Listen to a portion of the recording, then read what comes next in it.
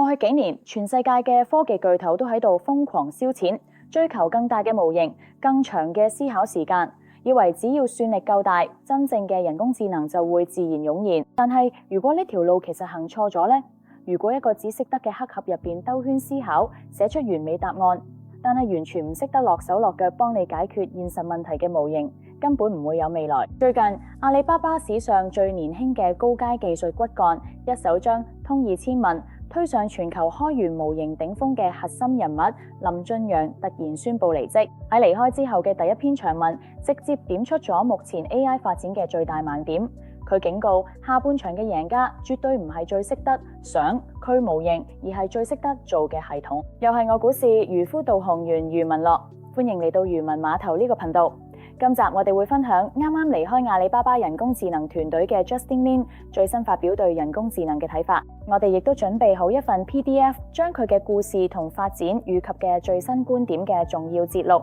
按片下面嘅連結就可以下載。我哋漁文碼頭早於今年2月就已經提及2026就係 Agentic AI 嘅 iPhone 時刻，呢個就係故事繼續集。喺中國科技巨頭嘅世界裏邊，升職從來都唔只係加人工咁簡單，佢代表資源，代表話語權，亦都代表你有冇資格坐上嗰張能夠影響未來技術方向嘅決策台。而喺阿里巴巴呢一套規則有一個冷靜而殘酷嘅名，職級系統，由初階工程師到能夠主導平台級技術方向嘅高階技術骨幹，阿里一直以極細緻嘅層級制度去分配人才。呢個系統本來係為咗規模化管理，但係到咗 AI 時代，佢變成咗一部放大野心、競爭與壓力嘅引擎。Justin Lin 正係呢一套引擎入邊跑出嚟嘅最具代表性嘅名。佢曾經擔任千問大模型相關技術嘅負責角色，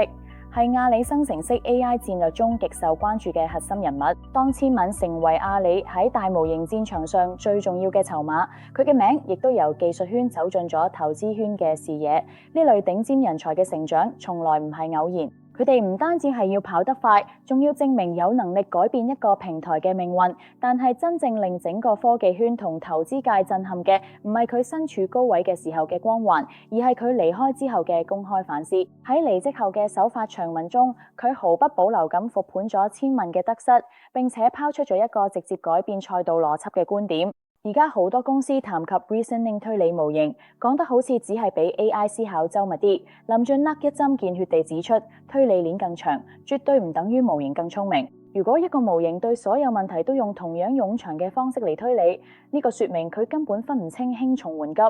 佢唔知道應該優先處理啲乜嘢，唔知道幾時應該停止思考轉去行動。佢認為 AI 嘅技術範式正在經歷一場大換血，由推理式思考正式轉向智能體式思考，亦即係 Agentic Thinking。過去嘅模型就好似係面對一場閉卷考試，交卷嗰一刻答案係咪正確就係唯一嘅標準。但係智能體式思考係喺真實世界入邊做項目，過去嘅模型就好似係喺度面對一場閉卷考試啦，交卷嗰刻答案對唔對就係唯一嘅標準。但係智能體式思考係喺真實世界入邊做項目，一個只會生成漂亮答案嘅模型，可能好適合用嚟做示範，吸引眼球。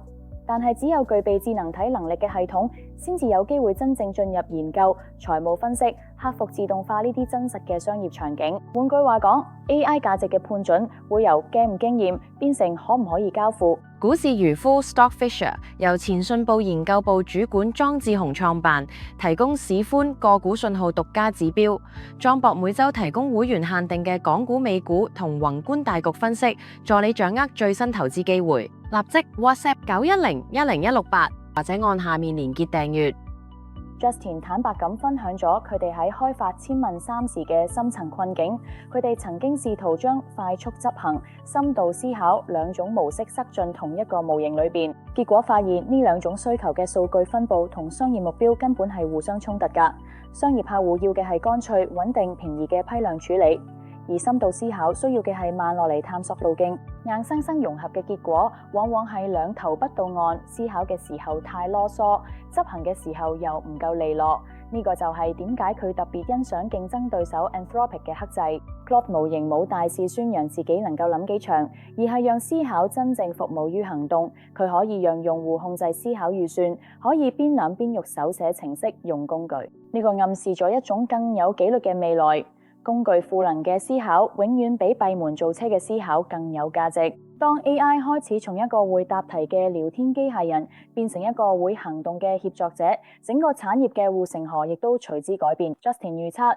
未來嘅競爭優勢唔再只取決於邊個有更好嘅算法或者更大嘅數據，戰場已經轉移。邊個能夠提供最穩定、最真實嘅訓練環境？邊個能夠建立最強大嘅多智能體協同架構？邊個能夠讓 AI 喺安全不作弊嘅情況下，同真實世界完成閉環交互？呢啲基礎設施嘅建設，正係到從附屬品變成下一個千億級別嘅創業賽道。從 Justin 嘅故事同觀點中，我哋睇到嘅唔係只係一個技術精英嘅職涯轉折，而係成個 AI 行業從展示智能步入交付結果嘅分水嶺。未來嘅贏家係嗰啲能夠將模型放入高價值工作流，真正帶嚟生產力提升嘅企業。好啦，今集嘅分享就到呢度。如果你想深入了解 Justin 嘅完整觀點同埋呢場 AI 範式轉移對投資佈局嘅影響，記得點擊影片下方嘅連結，下載我哋為你準備好嘅 PDF 報告。如果你鍾意今集內容，請你俾個 like， 訂閱股市漁夫導航員頻道，同埋分享俾身邊對 AI 同科技投資有興趣嘅朋友。